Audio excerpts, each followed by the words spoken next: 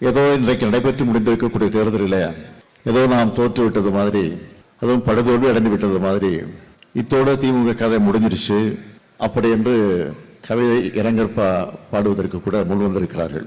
நம்முடைய இன எதிரிகள் அந்த சூழ்ச்சியில இன்றைக்கு ஈடுபட்டிருக்கிறார்கள்.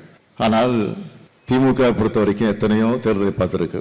1949 தொடங்கிய நம்முடைய கழகம் தொடர்ந்து 52 நடைபெற்ற தேர்தலாக இருந்தாலும் சரி, 57 நடைபெற்ற தேர்தலாக இருந்தாலும் சரி, 62 நடைபெற்றிருக்கக்கூடிய தேர்தலாக இருந்தாலும் சரி, அதற்கு பிறகு 67 நடைபெற்றிருக்கக்கூடிய தேர்தலாக இருந்தாலும் சரி, 71 இப்படி தொடர்ந்து நடைபெற்றிருக்கக்கூடிய தேர்தல்களில் பல வெற்றிகளை கண்டது உண்டு, பல தோல்விகளையும் நாம் சந்தித்திருக்கிறோம்.